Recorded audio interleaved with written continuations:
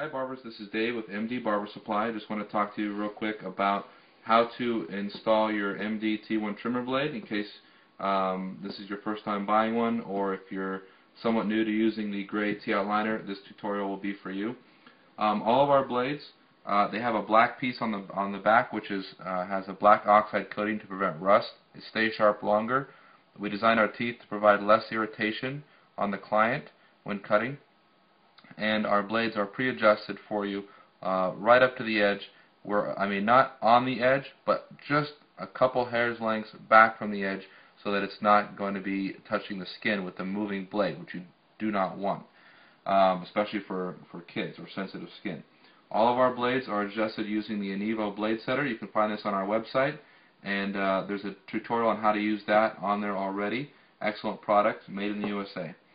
When you're installing your trimmer blade, basically the most important thing is the tension between this piece here, which is called the nylon ball, and where it fits in the trimmer.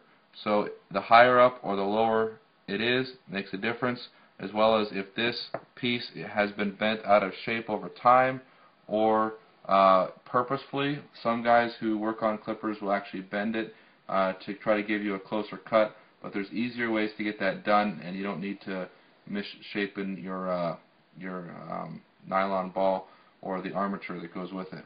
So let me just do a basic installation first. Basically, you're going to take off your old blade. This one already has the blade removed, but I have the screws in here so I don't lose them. So I'll just remove those.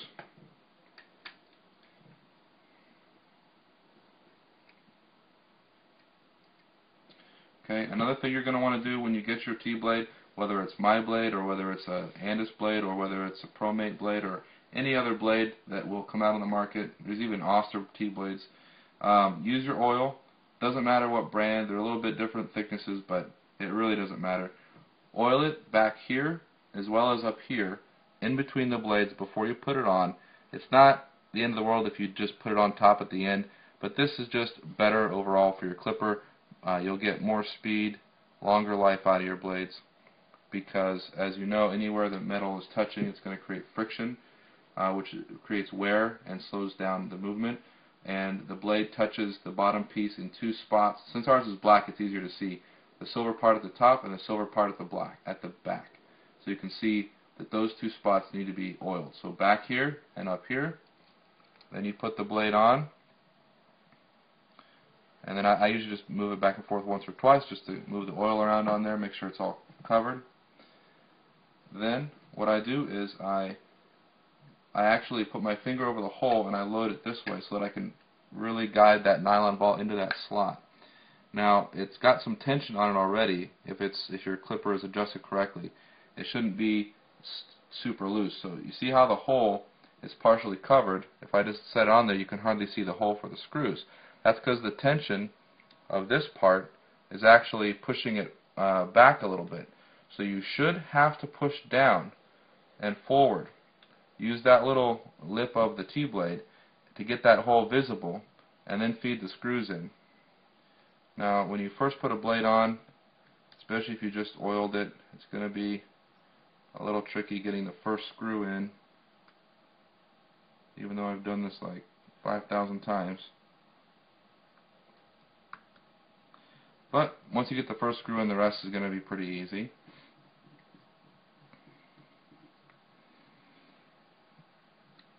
Okay. What I usually do is I put the first screw in, then I flip it around, and you can see that the blade is crooked at this point because I haven't finished putting it on. But you do want this to be fairly square with the top of your trimmer. So that is something that you want to look at before you go ahead and start operating it. It should be fairly square, but it doesn't necessarily have to be perfectly square. So I just move this side down.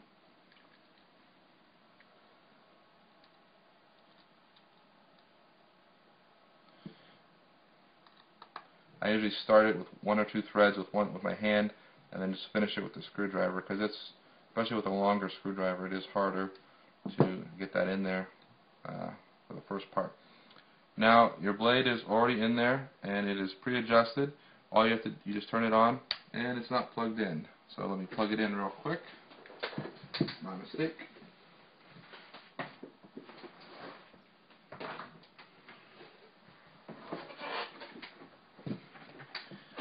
Alright, that sounds pretty good.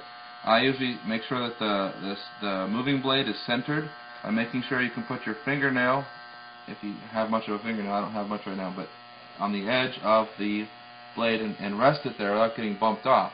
That means your blade is set. On this side it's good, but on this side I don't have any clearance, and that means that this black cutting blade may be going over the edge, which I think it is a little bit because I can feel it, or it's just not lined up properly.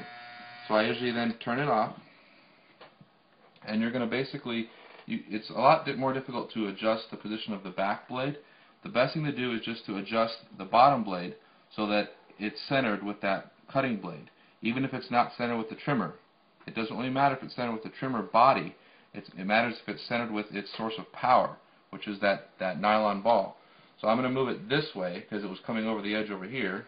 So I just loosen these slightly, and I usually grip it pretty firmly when I do this so it doesn't just reposition all together.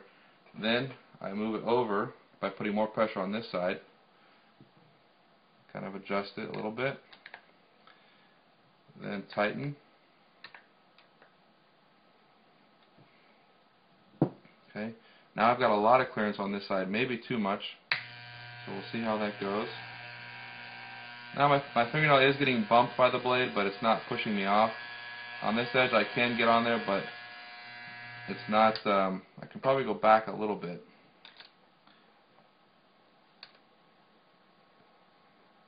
But these movements are very small. You don't want to over-exaggerate it, because you'll go back and forth 5 times and waste all your time. Now you can see it's just about right on both sides.